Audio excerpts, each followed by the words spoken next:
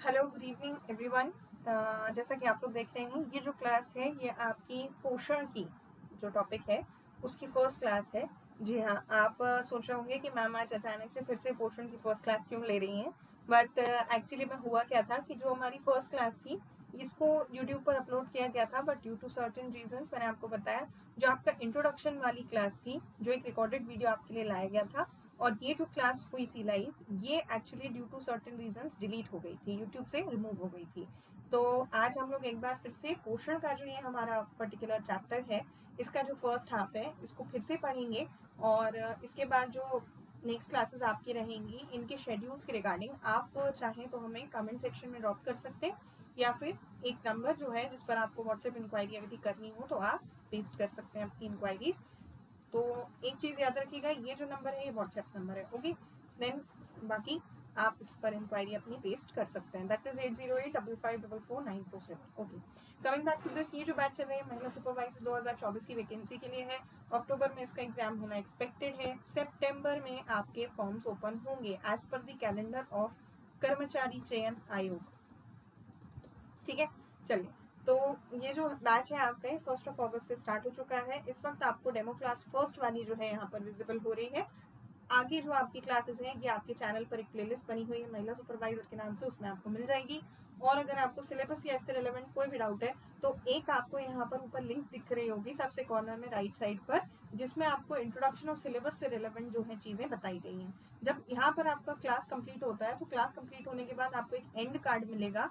Video complete होगी तो एक इस तरीके से कार्ड दिखेगा, और यहीं पर आपकी प्लेलिस्ट होती है महिला सुपरवाइजर बैच की। So please do check out that. अगर आपकी कोई क्लास मिस हो गई तो उसको आप वहाँ से कवर कर सकते हैं। चलिए, और विशेष तौर पे कुछ बच्चे ऐसे थे हमारे जो हमारे साथ जो हैं रिसेंटली जुड़े हैं, कल से ही जुड़े हैं, तो उन सभी के लिए, और जिन लोगों ने फर्स्ट क्लास काफ़ी ज़्यादा जो है मतलब कहना चाहिए कि अटेंड की, लेकिन फिर नुकसान भी हुआ थोड़ा सा उनका, क्योंकि कुछ चीज़ें मिस आउट हो गई, तो उनके लिए एक बार फिर से ये क्लास यहाँ पर अवेलेबल है। सो इसको आप पूरा व्यू करेंगे। जिन्होंने फर्स्ट क्लास अटेंड किया वो भी नहीं जाएंगे, जिन्होंने फर्स्ट क्लास अटेंड नहीं की है वो भी कहीं नहीं जाएंगे। ठीक है, तो चलिए शुरू करते हैं इसको। देखिए, सबसे पहला जो है यहाँ पर टॉपिक जो हमको डील करना है पोषण में, वो रहेगा पोषण। देखिए, अगर मैं आपसे पूछती हूँ, सबसे पहला सवाल मैंने किया था पोषण क्या होता है, पोषण का मीनिंग आप समझिएगा न्यूट्रिशन। ठीक है, so when we talk about पोषण और न्यूट्रिशन, एक सिंपल सा कॉन्सेप्ट आपको अपने दिमाग में याद रखना है। As per the age, weight and height, Hindi में लिखेंगे आयु, वजन तथा कद के अनुसार आवश्यक मात्रा किस चीज की, पोषक तत्वों की,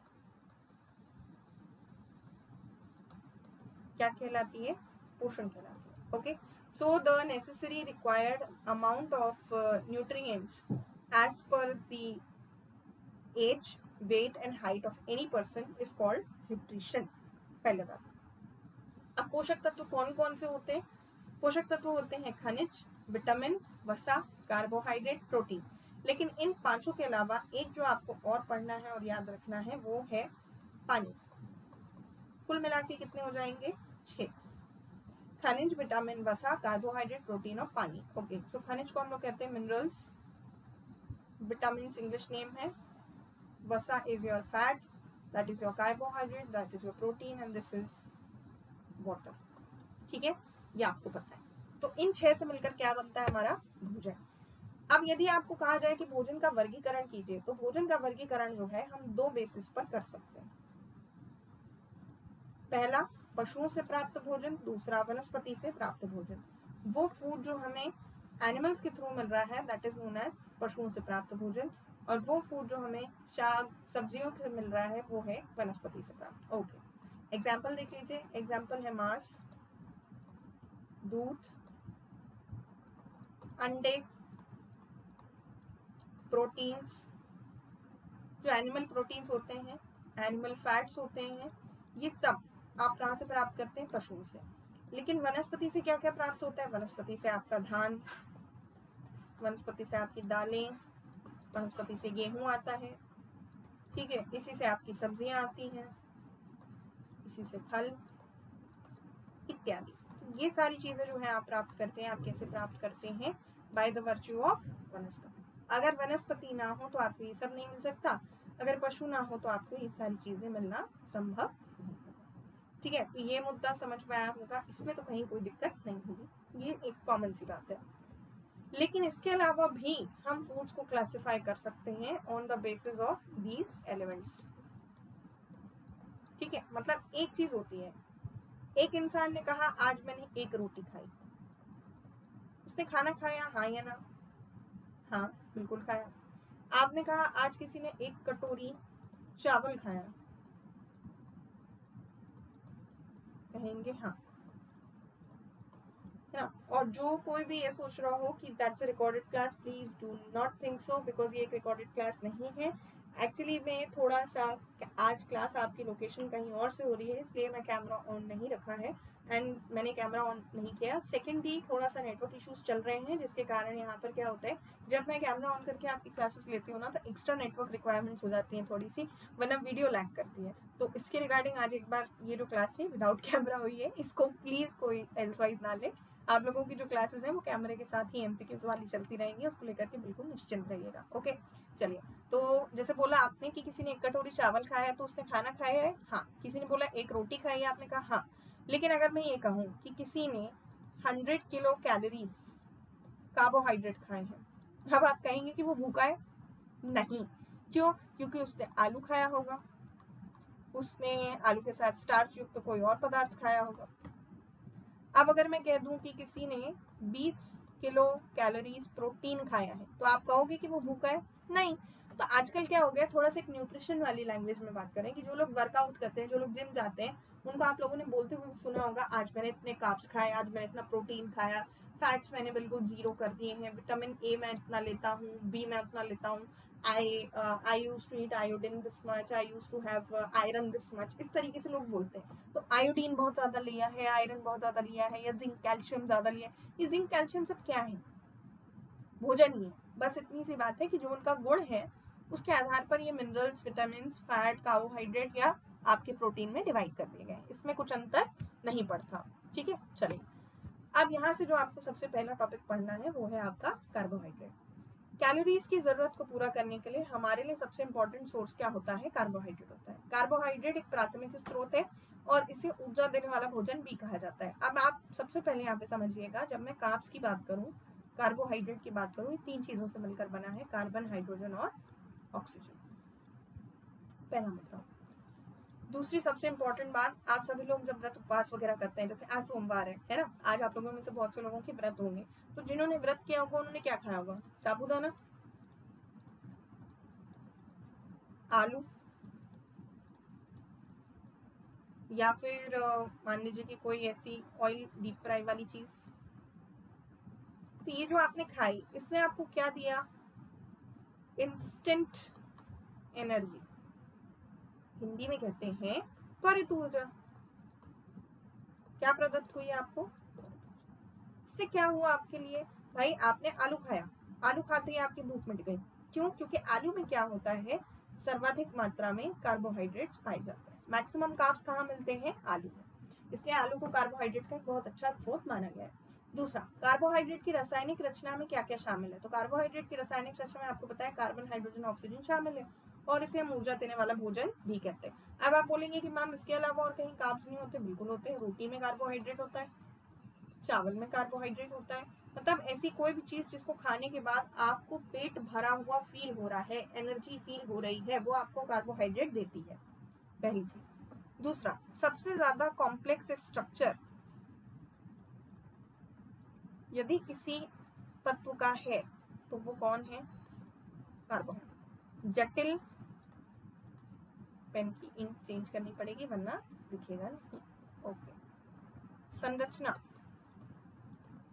यदि किसी तत्व की है तो वो कौन है? कार्बोहाइड्रेट। ठीक है, चलिए। जितनी भी टाइप की शुगर्स होती हैं, क्या लिखा है? Glucose, galactose, fructose, sucrose, maltose, lactose. Lactose वो होती है जो दूध में पाई जाती है। स्यूक्रोज होती है आपकी टेबल शुगर, मतलब वो जो आपकी सादी वाली चाय में आप चीनी डालते हैं ना, वो। ग्लूकोज क्या होता है, तो आपने देखा है ग्लूकॉन डी वगैरह, ठीक है। इसका फॉर्मूला भी आज तक याद होगा लोगों को, C6H12O6, ठीक है। इसके बाद जैसे गैलेक्टोज, फ्रक्टोज, ये इतने सारी चीजें होती है। फ्रक्टोज जो होती है जैसे फ्रूट्स में होती है, माल्टोज भी फ्रूट्स में पाई जाती है, कुछ कुछ फ्रूट्स में होती है। तो ये जो है अलग अलग स्रोतों से प्राप्त होती है। तो इसमें क्या होता है, कार्बोहाइड्रेट। फिर नॉर्मल शक्कर, शहद, अनाज, दालें, जड़ें, कंद जैसे आलू, अरबी, शकरकंदी। अरबी मतलब समझ रहे होंगे, शकरकंदी मतलब मैंने पहले भी बताया था, जो पास में ही आप लोग खाते हैं, जिसको थोड़ा सा हम लोग कॉमन लैंग्वेज में एक वर्ड यूज करते हैं, शकला, है ना। इसमें फोटो में नहीं है, चलिए कोई बात नहीं, नहीं है तो ये देखिए, ये रहा, ये जो है ये शकला है, ठीक है। ये आलू नहीं है, इसको आलू से प्लीज मिसकंफ्यूज मत कीजिएगा, ये शकला है आपका जो फोटो में दिख रहा है आपको, आलू नहीं है इसका, ठीक है। देन मात्रा जैसे जैसे बढ़ती है, अब देखिए कार्बोहाइड्रेट का काम है आपको ऊर्जा प्रदान करना, लेकिन अगर आप जरूरत से ज्यादा कार्बोहाइड्रेट का सेवन करेंगे तो कॉन्स्टिपेशन हो सकता है, भूख लगना बंद हो सकती है, मोटापा हो सकता है। जबकि यदि आप जो है कार्बोहाइड्रेट का कम उपयोग करेंगे तो प्रोटीन का ग्लूकोनोयोजेनेसिस में जो विघटन होता है, ऊर्जा की कमी होती है, सारी चीजों पर भी असर आपको पड़ता हुआ दिखाई दे सकता है, ठीक है। तो पहला क्वेश्चन आपसे यदि पूछा जाएगा तो सबसे पहला तो एक मैंने आपको बताया था, अभी बीच में एमसीक्यूज की क्लास हुई थी ना न्यूट्रिशन वाली, उसमें भी हम लोगों ने क्वेश्चन देखा था। सबसे पहला कार्बोहाइड्रेट्स को हम और किस नाम से बुला लेते हैं, तो कार्बन के हाइड्रेट्स आप बोल देते हैं, ठीक है। सेकेंड आपने बोला कार्बोहाइड्रेट्स का नाम, सेकेंड आपने बोला स्रोत, सबसे ज्यादा कार्ब्स कहाँ पाए जाते हैं। तीसरा, इसकी कमी से होने वाली समस्या, ठीक है। ये सारी चीजें इस टाइप के क्वेश्चंस आपको पेपर में दिखाई दे सकते हैं, ओके। चलिए अगला देखिए, फिर मानव शरीर में कार्बोहाइड्रेट के कार्य क्या क्या है। तो जैसे ऊर्जा की आपूर्ति, ऊतक ऊर्जा की जरूरतों को पूरा करने के लिए हम किसका यूज करते हैं, कार्बोहाइड्रेट्स का। दिमाग और नाड़ी के ऊतकों के लिए भी ऊर्जा स्रोत क्या है, कार्ब्स। जैसे आप लोगों ने सुना होगा, आप लोगों के घर में आई एम श्योर बच्चे होंगे, कुछ लोगों के घरों में, तो जैसे आप लोगों के घरों में बच्चे होंगे, छोटा भाई बहन या आप ही के बच्चे होंगे, तो एक कार्टून आता है बहुत फेमस, आपने देखा होगा, that is Motu and Patlu, ठीक है। एक गाना चलता है उसका, मोटू और पतलू की जोड़ी, वो आप लोगों ने सुना होगा। तो जो बच्चे मोटू पतलू देखते हैं उनके घर वालों को जरूर पता है कि जो मोटू होता है ना, इसको बहुत भूख लगती है, ठीक है। और ये मोटू जब इसको भूख लगती है और पतलू इससे बोलता है कि यार तुम कुछ सोचो, तुम कुछ करो, तो मोटू के पेट मुंह से एक ही बात निकलती है, क्या, खाली पेट मेरे दिमाग की बत्ती नहीं जलती। यही सुना होगा आपने, ठीक है। जिन्होंने नहीं सुना मैं बता देती हूँ, खाली पेट मेरे दिमाग की बत्ती नहीं जलती।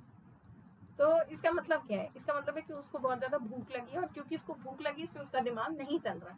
तो पद्दू हमेशा उसकी तरफ एक थाली समोसा फेंकता है। अब समोसे में आलू भी होता है, मैदा भी होता है, ऑयल डीप फ्राइड आइटम है, तो कार्बोहाइड्रेट बहुत ज्यादा होते हैं। तो जैसे ही मोटू समोसे खाता है वैसे ही उसका जो दिमाग है वो काम करने लगता है, और कोई ना कोई आइडिया उसके दिमाग में आ जाता है। तो दिमाग के लिए भी ऊर्जा स्रोत क्या है, कार्बोहाइड्रेट। आवश्यक प्रोटीन बचाना किसका काम है, कार्ब्स का। जब खुराक में कार्बोहाइड्रेट की पर्याप्त आपूर्ति हो जाती है तो शरीर उसका ऊर्जा के स्रोत के रूप में प्रयोग कर लेता है, ठीक। इसके अलावा फैट्स का ऑक्सीडेशन करने के लिए भी कार्बोहाइड्रेट्स का होना बहुत ज्यादा जरूरी होता है, ओके। चलो नेक्स्ट, प्रोटीन। अब सेकेंड मोस्ट इंपॉर्टेंट जो एलिमेंट है वो आपका प्रोटीन। अब ध्यान से देखिए इसको, नाइट्रोजन युक्त खाद्य पदार्थ है जिसमें अमीनो अम्ल पूरक का काम करते हैं, ठीक है। प्रोटीन में आपको क्या मिलता है, नाइट्रोजन। ग्लूकोज में क्या मिलता था, कार्बन, हाइड्रोजन और ऑक्सीजन। छोटी आंत के अंकुरों में या जो क्षेत्र होते हैं उसमें प्रोटीन का अवशोषण अमीनो अम्ल के रूप में होता है। अमीनो अम्ल में कार्बन, हाइड्रोजन, ऑक्सीजन, नाइट्रोजन सब मिल जाते हैं, ठीक है, ओके। इसके बाद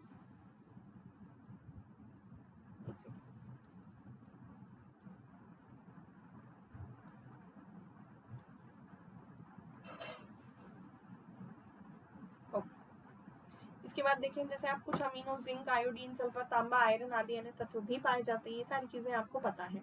लेकिन अमीनो अम्ल जो होते हैं वो दो टाइप के होते हैं, एक होते हैं कुछ अम्ल जो आवश्यक होते हैं, एक होते हैं जो अनावश्यक होते हैं। तो आप कैसे याद करेंगे, तो मेरा इसमें कहना था कि आप अनावश्यक को याद कर लीजिए, आपको आवश्यक याद करने की जरूरत नहीं पड़ेगी। अनावश्यक मतलब जो गैर जरूरी है, जिनकी हमको जरूरत नहीं है। तो आप एक बात बताइए, किसी को हॉस्पिटल जाना पसंद है क्या, ऑब्वियस सी बात है किसी को नहीं होगा। तो आप जब हॉस्पिटल में जाते हैं तो आपको कौन मिलता है, सिस्टर या सिस्टाइन। कौन मिलता है हॉस्पिटल में, सिस्टर।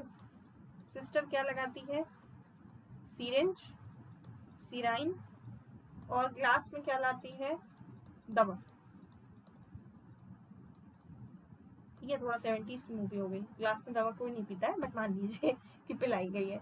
इसके बाद जब आप कहते हैं कि नहीं हमें सिरिंज नहीं लगवानी, तो उनके मुंह से निकलता है एक, लाइए हाथ दीजिए, तो एलाइन। तो अनावश्यक जो आपके अमीनो अम्ल हैं वो कौन कौन से हैं, सिस्टेन, सिस्टाइन, सीराइन, ग्लिसराइन और एलानाइन। ठीक है, इसको याद रखिएगा। नेक्स्ट है प्रोटीन के सोर्सेस। प्रोटीन के सोर्सेस क्या हैं, तो पशुओं से प्राप्त उत्पाद जैसे अंडे, दूध, दूध के प्रोडक्ट्स, मछली, सोयाबीन, फलीदार दालें इत्यादि। But the maximum percentage of protein अगर कहीं मिलता है तो वो मिलता है आपको सोयाबीन। ठीक है, इसको याद रखिएगा। नेक्स्ट, मानव शरीर में प्रोटीन के कार्य। प्रोटीन पाचक रसों, इम्यूनोग्लोबुलिन, प्लाज्मा प्रोटीन और हार्मोनों के संश्लेषण में सहायता करती है। और प्रोटीन शरीर, ये प्रो है, गलती से ओ लिख गया है। प्रोटीन शरीर की वृद्धि और शरीर के ऊतकों की मरम्मत करती है। प्रोटीन सेल प्रोटीन्स के निर्माण और निरंतर प्रतिस्थापना के लिए सामग्री प्रदान करती है। प्रोटीन एंडोक्राइन ग्लैंड यानी कि उन सभी अंतःस्रावी ग्रंथियों के पेशीय अंगों का एकमात्र मुख्य पदार्थ है। अब देखिए, उसको समझ लीजिए थोड़ा सा। बहुत सारे ऐसे हार्मोन्स होते हैं जो हमारी बॉडी में होते हैं, और इनका यहाँ पर क्या होता है, जो है स्त्रवण होता है, यानी ये जो हार्मोन्स है हमारे शरीर से निकलते हैं। कुछ हार्मोन्स ऐसे होते हैं जो इंटरनली ही निकलते हैं, कुछ हार्मोन्स जो है हमारी बहिस्रावी ग्रंथियों के द्वारा भी निकलते हैं। तो इन सारे हार्मोन्स का संश्लेषण करने में सबसे इंपॉर्टेंट रोल यदि किसी का है तो वो है प्रोटीन। ठीक है, इसको आप ध्यान रखें। चलो अगला देखिए। अब त्वचा, नाखून, बाल, ब्लड सेल्स, सीरम, हड्डियां, दांतों के मैट्रिक्स के घटक, ये सभी कौन है, प्रोटीन। प्रोटीन शरीर की नियमन कार्य प्रणाली के लिए भी जरूरी होते हैं, जैसे हीमोग्लोबिन का निर्माण करते हैं जो ऊतकों में ऑक्सीजन दे जाते हैं। अगर आपके शरीर में प्रोटीन की कमी होगी तो जो ऑक्सीजन का ट्रैवलिंग है वो भी क्या होने लगता है, डाउन होने लगता है। ठीक, तो ये जो बेसिक वाली क्लास आपकी थी, इसमें आपको कार्बोहाइड्रेट्स और प्रोटीन को डील करना था। इसका जो कंटिन्यूटी वाला पार्ट है ये आपके लिए चैनल पर अवेलेबल है। आप चाहें तो प्लेलिस्ट में जाकर के इसके आगे की क्लास को देख सकते हैं, जिसमें आपको विटामिन और अन्य पदार्थों के बारे में इंफॉर्मेशन दी गई है। Okay, so do not forget to like, share, comment and subscribe to the channel. अगर आप लोगों के कोई भी डाउट्स हैं, मैंने आपको बताया हुआ है, आप या तो यूट्यूब के कॉमेंट सेक्शन में ड्रॉप कर दीजिए, या फिर इस दिए हुए नंबर पर आप इंक्वायरी के लिए व्हाट्सएप भी कर सकते हैं।